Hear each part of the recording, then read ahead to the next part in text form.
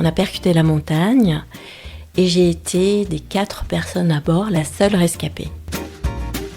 Voilà, on m'avait dit, tu sais, ton avenir, Dorine, il est tout tracé, hein. Ce sera une ligne droite. Les allocations familiales, le canapé et la télé. Et donc j'ai décidé, déjà sur mon lit d'hôpital, que je continuerai à voler. Bienvenue sur Faites entrer l'expert, le podcast qui va littéralement vous métamorphoser en une meilleure version de vous-même. Je suis Laurent Pellet, ancien cadre dirigeant d'un grand groupe français, reconverti dans la formation et la conférence professionnelle. Grâce à ce podcast, je vais pouvoir partir à la rencontre des meilleurs conférenciers, formateurs et meilleurs experts professionnels pour les questionner sur leur savoir et partager avec vous le fruit de nos échanges. Mon ambition sera de vous offrir une véritable boîte à outils que vous pourrez enrichir au fil des épisodes. À l'intérieur, des stratégies concrètes, des astuces et des méthodes éprouvées pour améliorer continuellement votre efficience et votre bien-être au travail comme dans la vie de tous les jours. Et maintenant, ouvrez grandes vos oreilles et faites entrer l'expert. Bonjour à tous, nous nous retrouvons aujourd'hui pour un nouvel épisode avec Dorine Bourneton. Bonjour Dorine. Bonjour Laurent, bonjour aux auditeurs et aux auditrices. Alors Dorine, je suis super content d'être avec toi aujourd'hui et c'est grâce à Régis Rossi, avec qui on a fait un très bel épisode si on peut être aujourd'hui ensemble. Et donc je te remercie d'avoir accepté cette invitation et je suis très honoré d'être ici, chez toi, puisqu'on est chez toi pour faire cet enregistrement. Et je remercie Régis. Voilà, Régis, on t'embrasse, on te salue.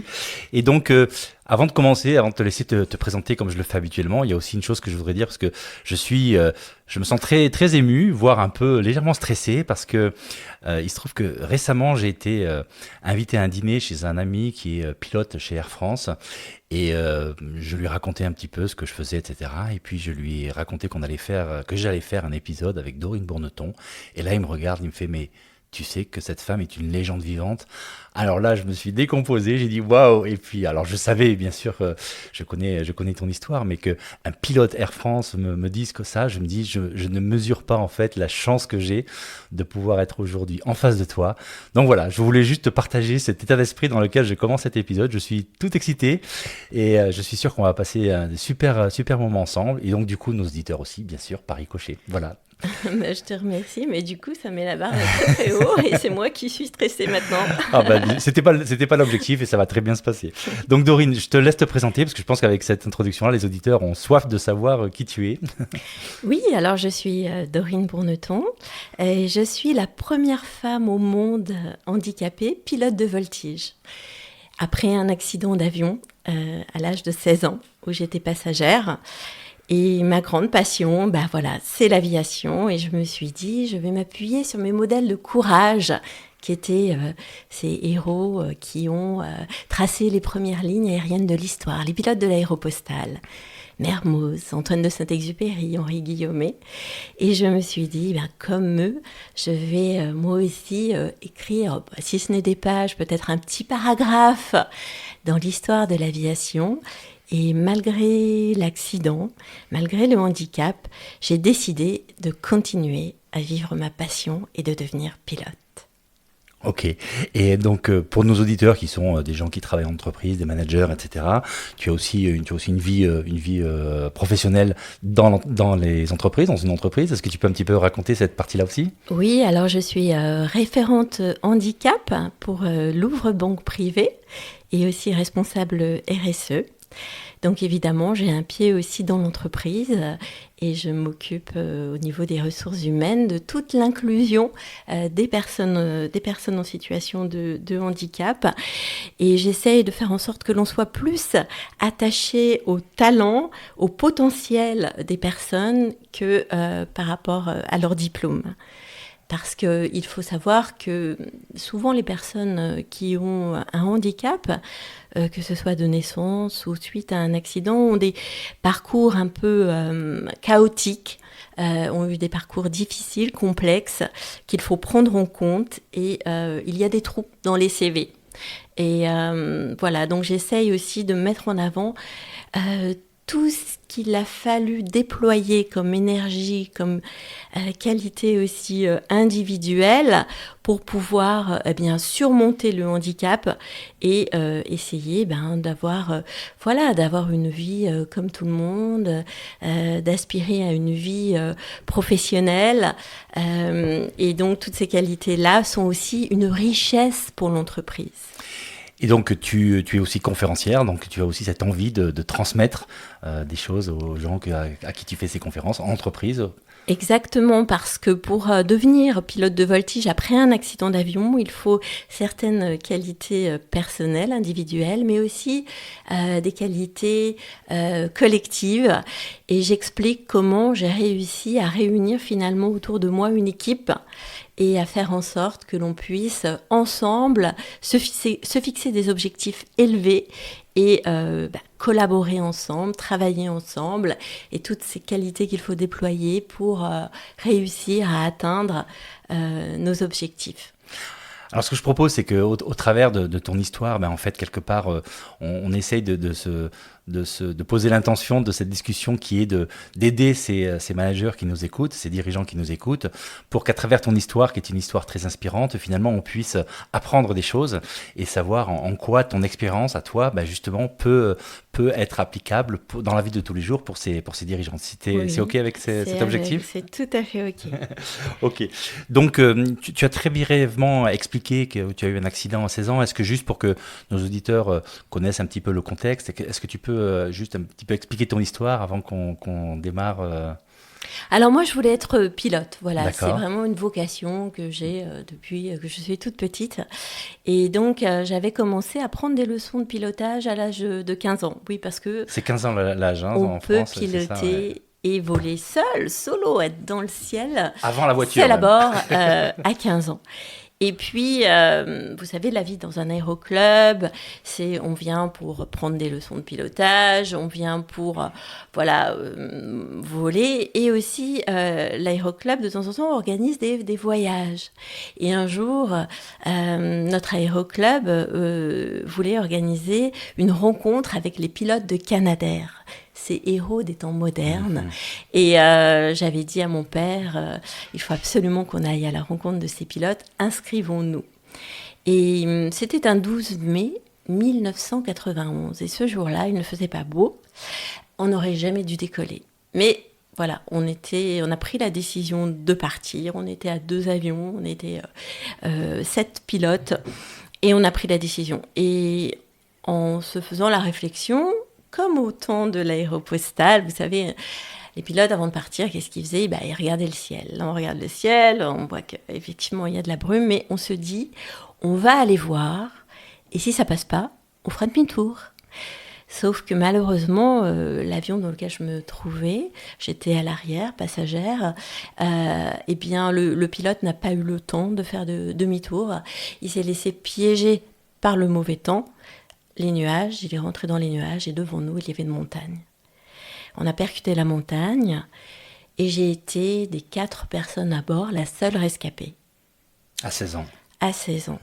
Et lorsque je me suis réveillée sur mon lit d'hôpital, j'ai senti que je ne sentais plus mes jambes et j'ai senti que je ne pourrais plus jamais remarcher, que ce serait le fauteuil roulant.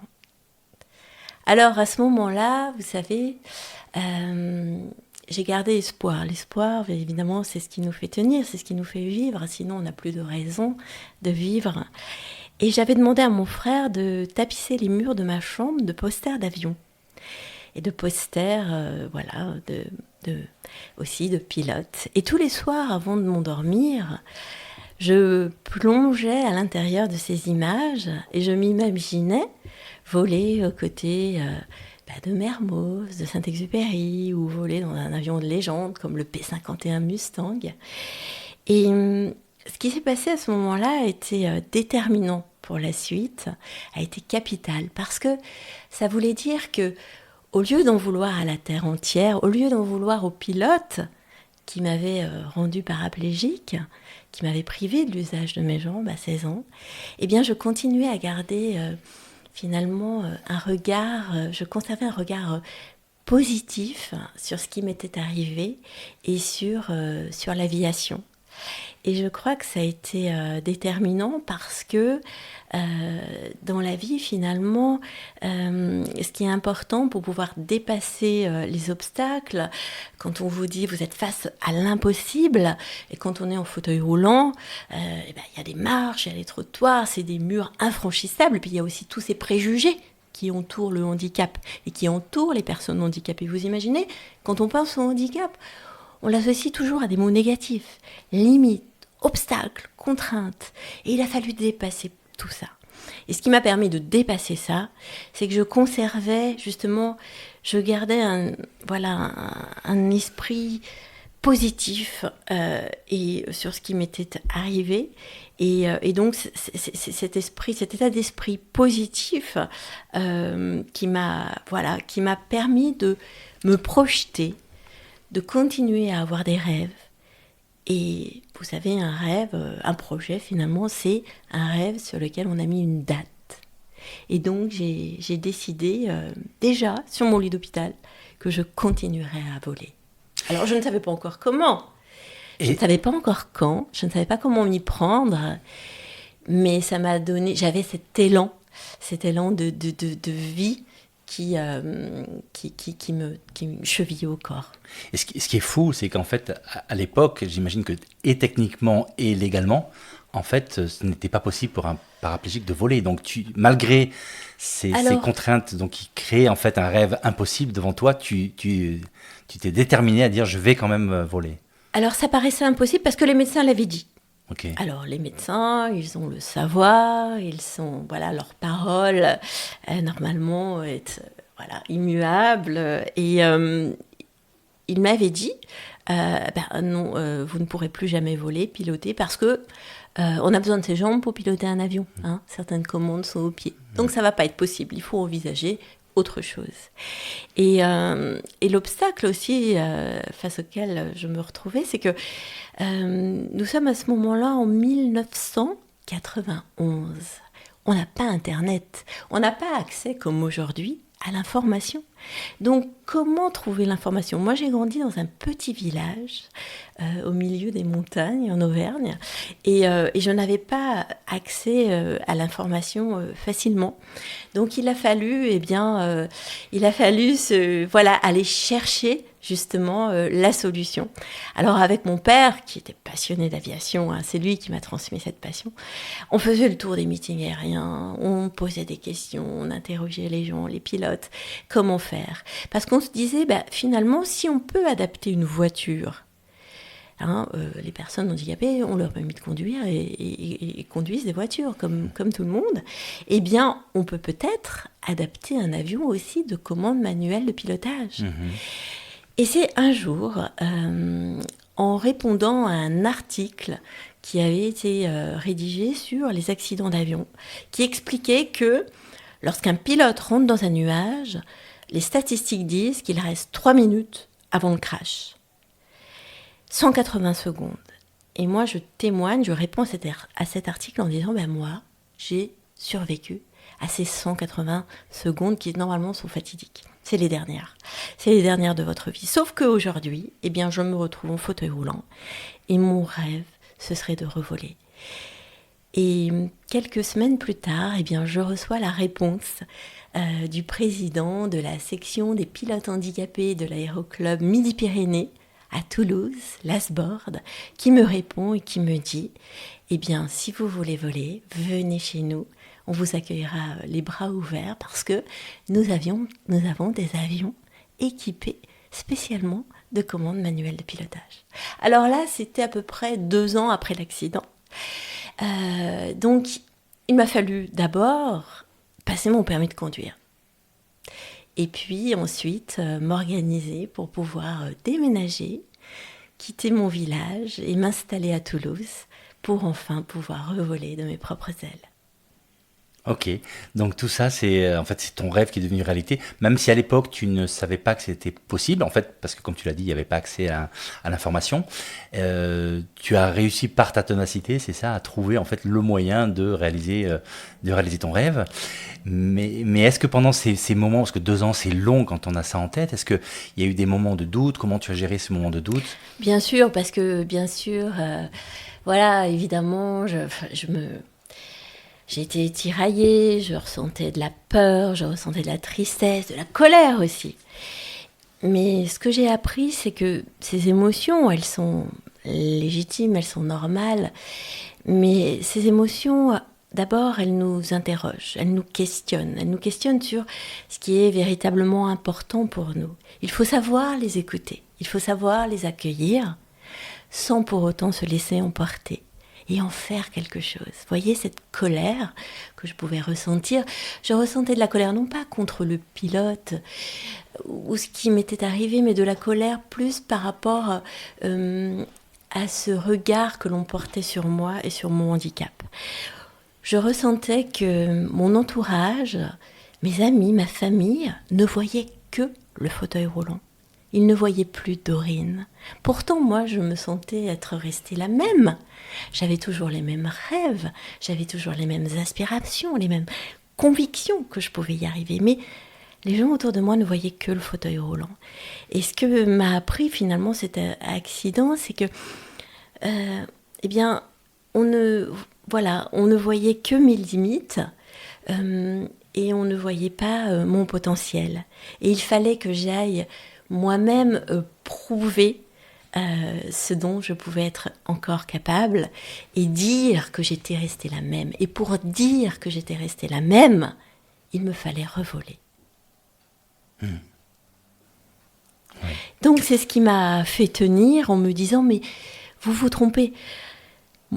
Je me souviendrai toute ma vie de cette phrase de mon père qui, lors de mon premier week-end, mon première sortie du centre de rééducation, mon retour à la maison, mon père, on se retrouve face à une volée d'escaliers, puisqu'ils habitent au premier étage d'une maison, et mon père, face à ces escaliers, face à cet obstacle infranchissable, me dit « Ah bah qu'est-ce que je vais devenir moi maintenant avec une handicapée à la maison ?» Cette phrase, elle a été terrible, mais je l'ai comprise, parce que vous savez, quand le handicap survient dans une famille, ce n'est pas que la personne qui est touchée, c'est aussi le handicap crée ce qu'on peut appeler des dommages collatéraux. C'est toute la famille qui s'effondre et qui se retrouve anéantie, qui ne sait pas comment faire, comment gérer ce handicap qui survient dans la famille, parce que c'est ensemble qu'il va falloir prendre en charge le problème. Mais cette phrase, elle a été terrible et elle a révélé en moi cette force de me dire, eh bien, tu vas voir, je vais te prouver que je suis autre chose qu'une personne handicapée. Autre chose, surtout, on peut être une personne handicapée, mais autre chose qu'un fauteuil roulant. Mais finalement, est-ce qu'on peut dire que c'est ça qui te donne la force supplémentaire que tu n'aurais peut-être pas eu si tu n'avais pas eu ce handicap? Mais de toute façon, ça m'a suivi pendant de nombreuses années jusqu'à mon premier vol de voltige, ma première démonstration de voltige au Salon du Bourget. Alors ça, il faut qu'on en parle parce que c'est la consécration. Bah oui, mais justement, alors là, pour moi, si mes calculs sont bons, 16 plus 2, ça fait 18, donc à 18 ans, tu revoles. Je revole à 19 ans. 19 ans, ok. Voilà, il a fallu... 19 ans, mais comme tu l'as dit, là, c'est juste du pilotage de tourisme, donc sur un avion adapté. Mais après, qu'est-ce qui s'est passé pour que tu te mettes en tête de vouloir être pilote de voltige, alors que si j'ai bien compris, en fait, ce n'était légalement pas possible. Et donc là, de nouveau, une barrière, alors non seulement technique, mais aussi juridique. Et donc, qu'est-ce qui se passe dans la tête de Dorine à l'époque pour dire « je vais être pilote de voltige », alors que tous les signaux étaient montrés que c'était pas possible en fait? Alors, ça s'est fait petit à petit, mais vous savez, déjà revoler après l'accident, ça a été une première victoire. Et obtenir mon brevet de pilote, ça a été une immense victoire. Mais vous savez, une victoire, ce n'est pas seulement, ce n'est pas seulement une ligne d'arrivée, c'est aussi la ligne, souvent, d'un nouveau départ. C'est-à-dire que quand vous avez atteint un objectif, eh ben vous vous en fixez un autre. Voilà. Et donc, c'est comme ça que, petit à petit, palier après palier, vous progressez et vous construisez votre vie, finalement. Le fil rouge, ça a été l'aviation, mais j'ai progressé pas à pas. J'ai ouvert les portes les unes après les autres jusqu'à la voltige. Alors, comment ça s'est fait ? Quand j'ai obtenu mon brevet de pilote, je me suis dit, j'ai pas envie d'en rester là. Moi, l'aviation, ça me fait vibrer, j'ai envie de voler, mais ça coûte cher quand même. Donc, pour pouvoir voler sans payer mes heures de vol, il va falloir que j'en fasse mon métier. Donc, j'ai décidé de me lancer pour devenir pilote professionnel.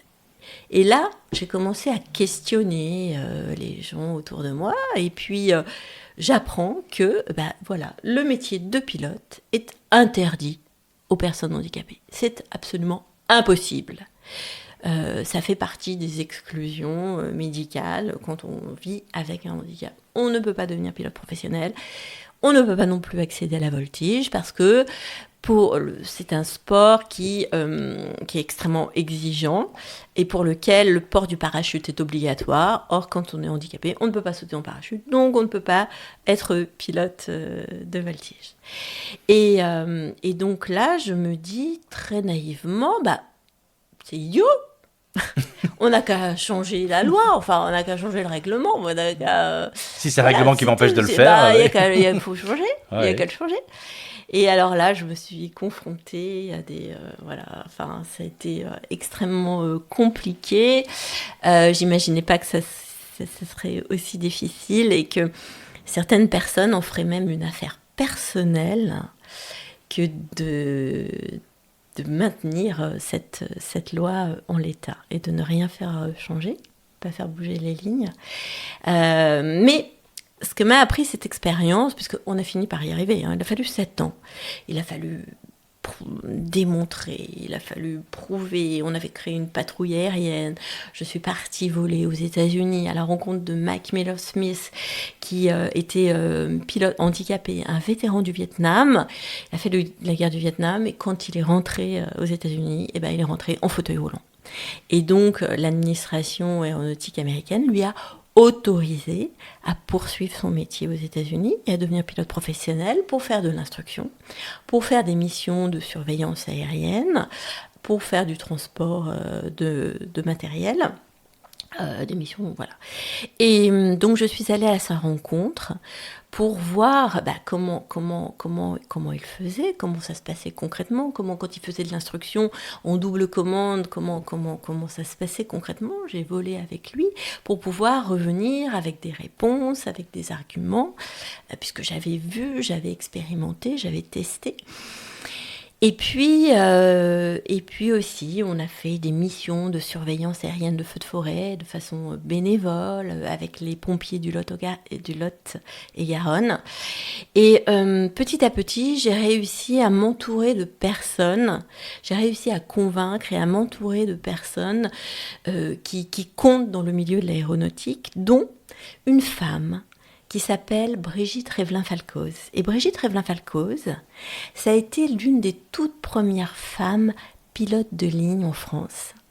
Et lorsqu'elle a voulu, lorsqu'elle était jeune brevetée, qu'elle a frappé à la porte de l'ENAC, c'est l'École nationale de l'aviation civile, on lui avait répondu que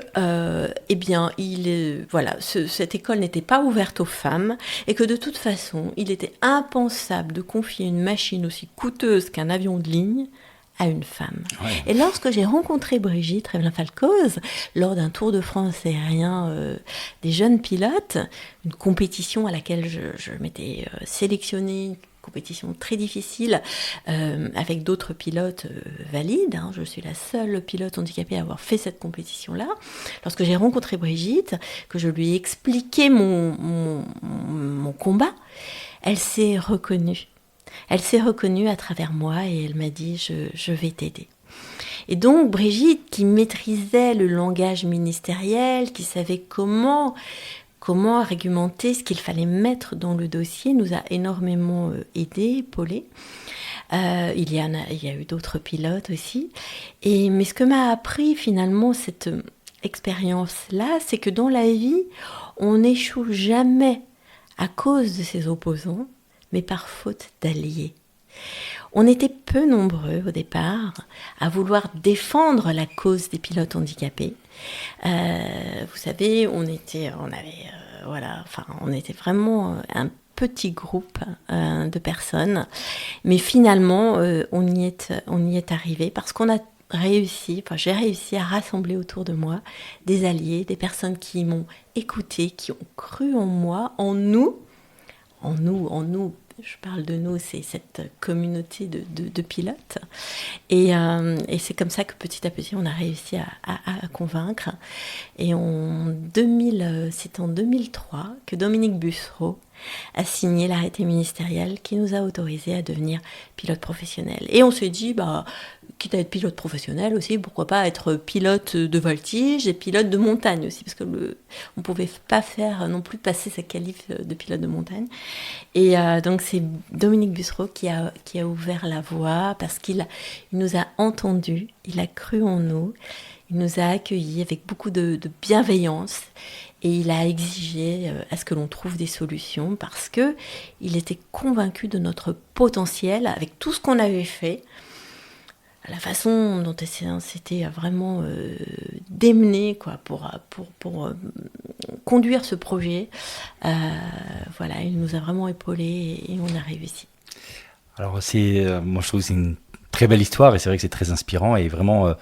Trouver des alliés, oui, c'est quelque chose en plus qui peut vraiment inspirer des managers, parce que finalement dans la vie d'un manager, quand il y a des combats aussi, et ne pas qu'être focusé sur l'opposant, mais aussi, surtout trouver les alliés en fait. Et je crois qu'on y est arrivé parce que au lieu de se battre contre ses opposants, contre ces personnes qui voulaient que rien ne bouge, qui ne voulaient pas faire changer une ligne de la loi, qui voulaient qu'on reste que tout reste en l'état, eh bien nous, pilotes handicapés, on s'est battus pour. On s'est battus pour tous ceux que cette nouvelle loi allait servir. On s'est battus, moi je me suis battue pour mon ami Guillaume Ferral, qui est devenu le premier instructeur handicapé pilote professionnel. Je me suis battue pour mes copains pilotes. Je me suis battue pour cette communauté, pour prouver, démontrer que on peut vivre avec un handicap. Mais dès lors que l'on peut adapter un poste de travail, un poste de pilotage, un poste d'avion qui devient un poste de travail, eh bien on est un pilote comme les autres. Vous savez, quand on vole, la tour de contrôle ne sait pas qu'on est handicapé. Ils s'en fichent, on est un pilote à part entière. Le fauteuil roulant, il reste au sol quand on est dans un avion. On est un pilote avant tout, un expert. On est un professionnel. Et donc c'est ça qu'il a fallu convaincre, c'est sur cet aspect-là. Mais il y avait tellement de préjugés, en t'écoutant, j'ai l'impression que finalement, ton bonheur et ta joie d'être dans un cockpit, c'est que finalement, tu n'es plus handicapé. Tu es pilote avant d'être handicapé. C'est juste de dire ça et que du coup, tu te retrouves dans cette position où tu es bien parce qu'il n'y a plus de différence en fait. Je suis Dorine, l'experte, celle qui sait voler. Moi, ce que j'adore, c'est emmener des gens, des amis ou même des chefs d'entreprise. Il m'est arrivé d'emmener un chef d'entreprise en voltige. Ouais. Et je peux vous dire que quand on était là-haut, et il l'a ramené par large. Il l'emmenait par large et c'était lui l'handicapé. Oui, bien sûr. Ouais. Les rôles s'étaient complètement inversés. Bah oui. Voilà, et c'est des moments délicieux que j'essaye de prolonger le plus longtemps possible, parce que bon, je sais Avec que un certain sadisme. une fois qu'on arrive au sol, c'est un peu, voilà, Ouais. ça va redevenir comme avant. Mais voilà, c'est moi l'expert quand on est Je là-haut et je peux déployer mes ailes. Alors, il y a un autre mot, moi, qui me vient, c'est quand je t'écoute et en te connaissant, c'est le mot énergie. Alors, il se trouve que moi, je prépare une conférence parce que j'aspire aussi à devenir conférencier et que le thème, je pense que je vais choisir est l'énergie. Et quand je regarde tout ce que tu as fait, tout ce que tu viens de nous expliquer, mais tu as aussi, voilà, je sais que tu as fait une série documentaire, un téléfilm, tu as 3 livres, tu es élu municipal. Il y a sûrement encore plein de choses que je ne sais pas, mais cette énergie, d'où est-ce qu'elle vient? D'où est-ce que tu tires toute cette énergie? Alors, tout à l'heure, on parlait des émotions, de la peur, de la tristesse, la colère. Je vous disais que c'est des émotions dans lesquelles il ne faut pas se laisser emporter, embarquer. Par contre, il y a une émotion dans laquelle on peut se laisser emporter, embarquer, et qui se partage et qui est contagieuse, c'est la joie. Et ça, cette émotion-là, j'ai véritablement pris conscience de la force, de la puissance de la joie, et bien sur mon lit d'hôpital. Je me souviens que j'étais donc dans ma chambre, dans le centre de rééducation, et puis voilà, je venais véritablement de prendre conscience que plus jamais je ne pourrais remarcher. Et l'infirmière avait laissé la porte entrouverte de ma chambre. Et pas la porte entrouverte, j'ai entendu des rires, et j'ai été attirée par ces rires. Je suis allée voir, et là j'ai vu 2 jeunes garçons, fauteuil roulant, qui faisaient la course dans le couloir, face à un public invisible, sur une piste olympique imaginaire. Il y en avait un en fauteuil manuel, comme moi, et l'autre en fauteuil électrique. Vous imaginez? C'était un sourire immobile sur un fauteuil. Et quand je les ai regardés, j'ai ressenti que cette joie était quelque chose d'extrêmement fort, et que cette joie allait me réparer de l'intérieur, me soigner de l'intérieur. Voilà. Et c'est quelque chose qui se partage. Et cette énergie, moi, je vais souvent la puiser chez les autres. Parce que le secret de tout, je crois, c'est que on ne peut rien faire seul. On a toujours besoin des autres. Et sans justement le goût des autres, cette envie de partager, cette envie de faire avec les autres, et ben c'est ce qui nous donne le goût aussi de l'engagement, le goût de l'effort, le goût du dépassement de soi, le goût du travail bien fait. Mais on a besoin des autres et de s'appuyer sur les autres. C'est ce qui conditionne pour moi le goût de tout. Voilà. Et il faut en avoir conscience. Il faut avoir conscience qu'on ne peut rien faire seul. Vous savez, quand vous pilotez un avion, ce n'est pas que... Moi, quand je vole au Bourget, qu'on voit l'avion voler dans le ciel, eh ben, c'est pas que le travail, le fruit d'un travail individuel, personnel. C'est pas que le pilote qui est là-haut dans le ciel. C'est aussi grâce à toute une équipe. C'est aussi grâce aux ingénieurs. C'est aussi grâce aux mécaniciens, aux instructeurs qui vous ont appris à voler. Et sans cette conscience-là, de cette chaîne humaine, de cette interdépendance entre les personnes, et voilà, de ce collectif qu'il faut savoir créer, sans un collectif de qualité, eh bien, rien n'est possible et rien n'a de sens.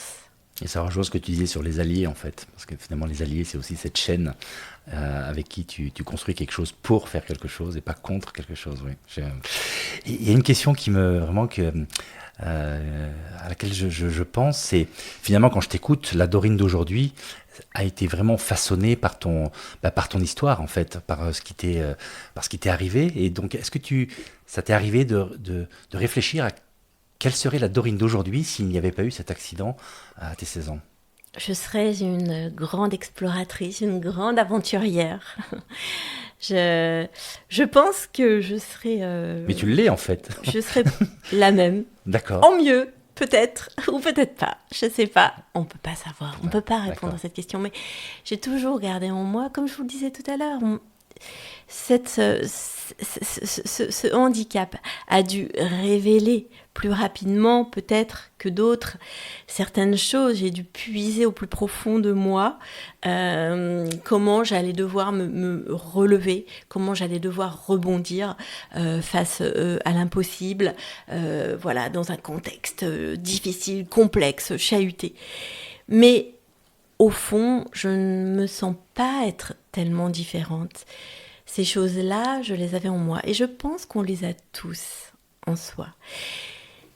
On se révèle face à l'obstacle. On se révèle face aux échecs. On connaît tous des échecs. Il faut simplement savoir écouter pour en retirer les bonnes leçons. Voilà. Il faut savoir, quand on est face à un échec, ou un accident, il faut savoir, voilà, se poser, réfléchir et se questionner. Et les réponses, on les a en soi. On les a tous en nous, je vous assure. Je pense pas que j'avais des qualités particulières, mais ces qualités-là ont été révélées par l'obstacle, en fait. Et si la Dorine d'aujourd'hui pouvait aller voir la Dorine d'avant l'accident à 16 ans, quel message tu lui enverrais ? Quel message je lui enverrai je lui dirais, n'aie pas peur, hein, parce que c'est vrai que j'avais très très peur. Vous imaginez, j'avais peur de vivre en fauteuil roulant, j'avais peur du regard des autres, j'avais peur même de reprendre les commandes d'un avion. J'avais peur même quand je volais après mon accident, j'avais peur de l'accident. Quand j'ai commencé ma formation de voltige, il m'a fallu 20 heures au moins avant de dépasser la peur. Et je lui dirais à cette Dorine, même si tu as peur, vas-y quand même. Parce que tu as plus à y gagner en y allant, en essayant de dépasser cette peur qu'en restant figé, en écoutant cette peur et en restant paralysé face à cette peur. Quand j'ai eu mon accident, voilà, on m'avait dit, tu sais, ton avenir, Dorine, il est tout tracé. Hein. Ce sera une ligne droite. Les allocations familiales, le canapé et la télé. Vous imaginez ? À 16 ans, entendre ces mots. C'est dingue. Et j'avais plus peur du programme allocation canapé télé que du programme impossible liberté. Parce que derrière chaque impossible, en réalité, il y a une liberté. Parce que quand vous êtes face à un impossible, en réalité, vous avez toujours le choix de vous dire, j'y vais ou j'y vais pas. Je prends ou je prends pas. Quel programme je choisis ? Et si vous décidez d'y aller, eh bien, je peux vous assurer que des portes vont toujours finir par s'ouvrir. Des portes que vous imaginez même pas. Mais il faut, se faire confiance. La confiance, c'est important. Quand on n'a pas confiance en soi, on va aller, encore une fois, s'appuyer sur les autres. Parce que je crois aussi que la confiance, elle vient de la qualité des liens que l'on sait tisser avec les autres. Et voilà, faisons-nous confiance, avançons, faisons le choix d'y aller, de faire un pas. Et derrière chaque pas, il y a une liberté. Oh, c'est très beau tout ça. Moi, vraiment, l'impossible comme tremplin, on va même dire. La joie comme moteur, comme énergie. Les autres comme alliés. Regardez ces athlètes en e-sport. Ouais. Vous croyez qu'ils s'arrêtent au premier obstacle ? Ouais. Pour moi, c'est des athlètes plus. Parce que non seulement ils sont les meilleurs dans leur discipline, mais en plus, ils vivent avec un handicap. Il faut surmonter ce handicap. Si vous imaginez qu'ils s'arrêtent au premier obstacle. Le premier obstacle, pour eux, c'est quoi ? C'est déjà trouver un club de sport accessible, facile d'accès, et qui veuille bien les accueillir avec leur handicap. Mentalement, ils sont plus préparés pour les obstacles, donc les portes, ils les ouvrent les unes après les autres et ils finissent sur un podium. Alors, je vois que le temps passe. Tu parles d'impossible comme générateur de liberté pour toi. quels sont tes prochains projets impossibles que tu nous prépares? Parce que j'imagine que tu ne vas pas t'arrêter là où tu en es aujourd'hui. Donc, quels sont ces projets? Alors, mes projets, oui, évidemment. Euh, alors, la voltige, pour moi, maintenant, aujourd'hui, en 2024, ça appartient au passé. Aujourd'hui, Donc, tu arrêtes. Aujourd'hui, eh bien, nous sommes entrés, dans l'ère, voilà, du développement durable, de l'écologie, de cette prise de conscience qu'il faut avoir, que, eh bien, la Terre se réchauffe. Nous allons vivre des bouleversements climatiques, des bouleversements écologiques, et j'ai décidé de moi aussi, de m'impliquer dans ce sujet. Et je prépare un nouveau projet qui serait de faire un tour du monde dans un dirigeable solaire, sans une goutte de carburant, sans émission de CO2, sans énergie fossile, sans escale à 6000 mètres d'altitude, aux côtés du pionnier des énergies propres, qui est Bertrand Piccard, et du cosmonaute Michel Tonini.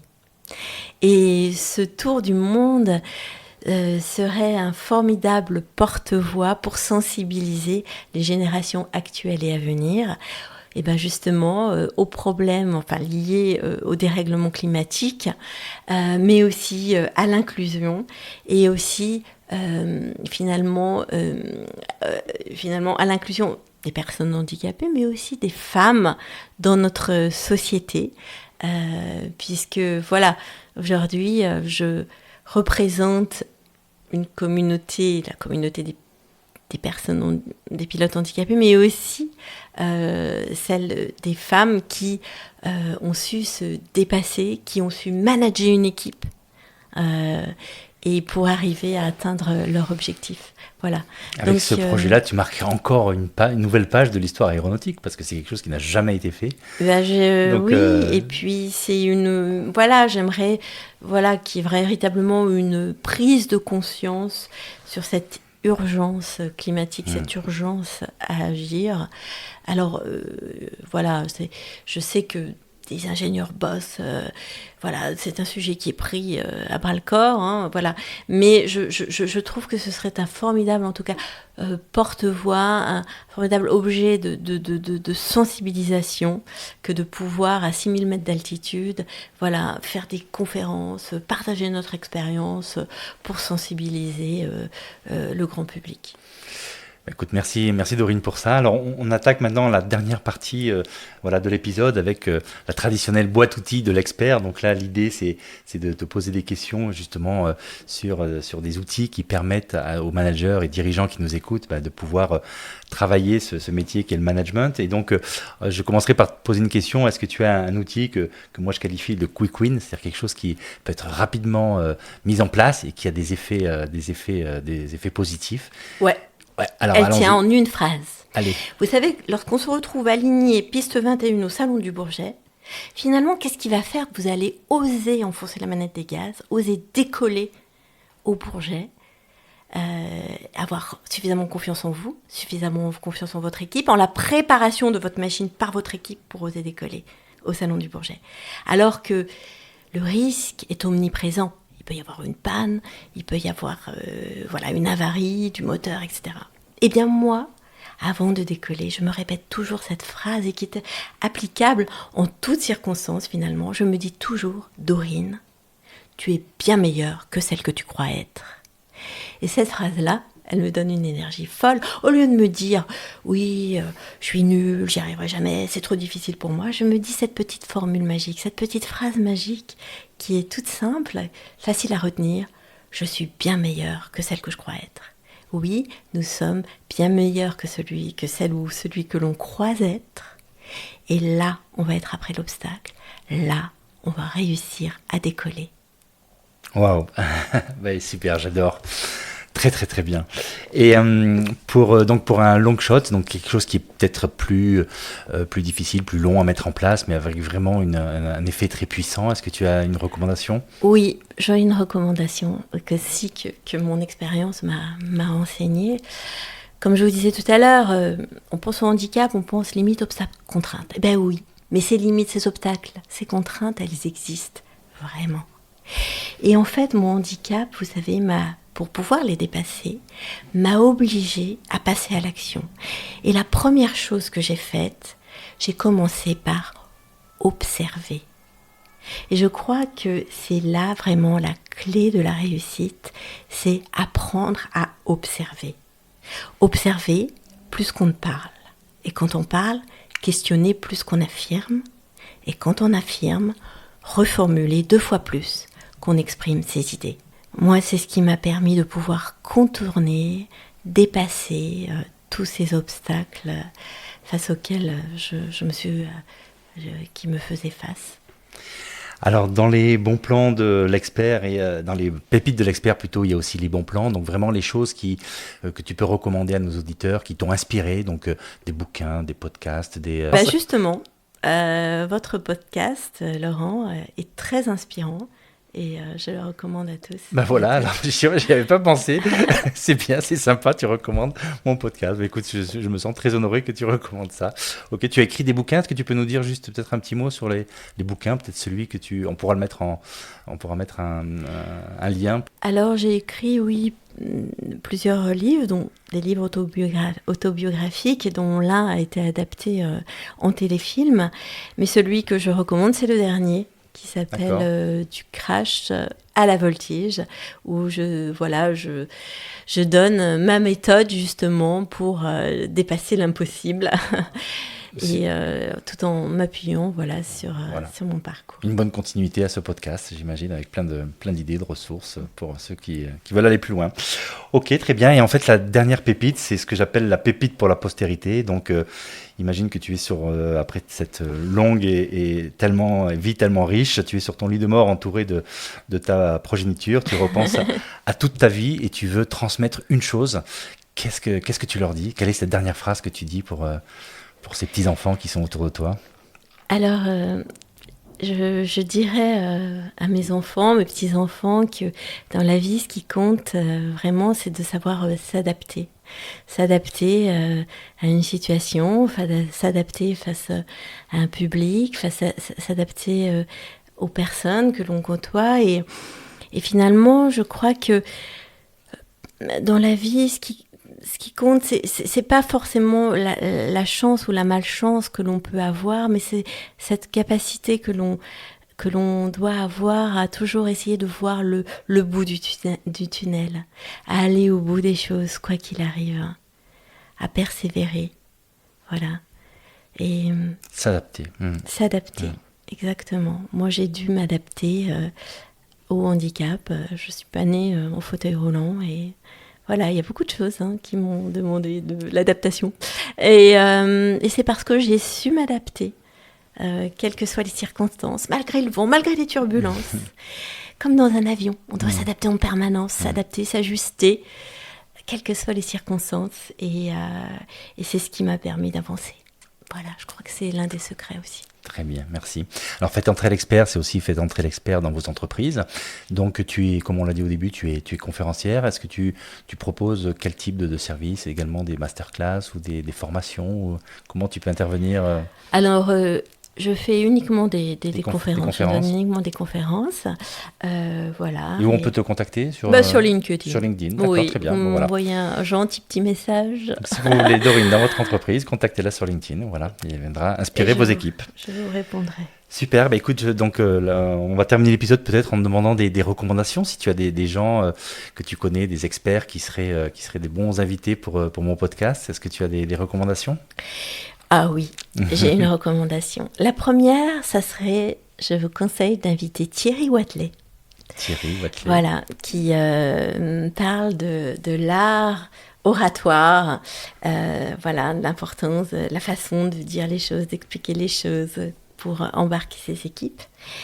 Et j'aurais une deuxième recommandation, ce serait d'inviter Éric Métayer, qui est réalisateur, metteur en scène, et qui, lui, à travers justement la direction d'acteurs, va vous expliquer comment manager vos équipes. Super. Voilà. Et c'est vraiment passionnant. Bon, bah écoute, voilà, Thierry et Eric, je vais bientôt vous contacter. Je compte sur toi pour faire l'introduction et j'ai hâte de les recevoir sur mon podcast. Dorine, un grand merci. On a pris le temps à filer, on a pris beaucoup de temps, mais c'était tellement passionnant que voilà, bah, ça sera un épisode un peu plus long que les autres, mais je pense que ça valait la peine d'écouter tout ce que tu avais à nous raconter. Et merci beaucoup, Dorine. Et puis voilà, ben bon vol au pluriel, bon tour du monde. Ça sera pour quand qu'on suive tes aventures? Vous pouvez les suivre justement sur LinkedIn et puis j'espère qu'on va pouvoir s'envoler en 2027. En 2027, d'accord. Donc il y a beaucoup de préparation, j'imagine, pour faire cet exploit. Bon, bah écoute, c'est passionnant. Merci beaucoup. Merci à vous. Et puis merci à tous les auditeurs qui sont avec nous et je vous dis à bientôt pour un nouvel épisode Faites entrer l'expert. Au revoir, bye bye. Au revoir. Voilà, j'espère que cet épisode vous a plu et vous aura permis de garnir encore un peu plus votre boîte à outils qui vous aidera à devenir progressivement une meilleure version de vous-même. Si vous suivez et aimez ce podcast, alors soyez généreux et partagez-le avec vos proches, vos collègues et vos équipes pour que eux aussi puissent profiter de ces pépites d'experts. Un autre moyen pour en faire profiter le plus grand nombre est de le faire augmenter en visibilité en le faisant remonter dans les classements. Pour faire ça, c'est très simple. Mettez simplement 5 étoiles et un commentaire qui donnera envie à d'autres de nous écouter. Enfin, je vous rappelle que vous pouvez aussi vous abonner à ma newsletter dont j'ai mis le lien dans le descriptif. Grâce à ça, vous serez averti avant tout le monde de la sortie d'un nouvel épisode et vous pourrez aussi bénéficier d'infos introuvables ailleurs. Alors maintenant, à vous de jouer!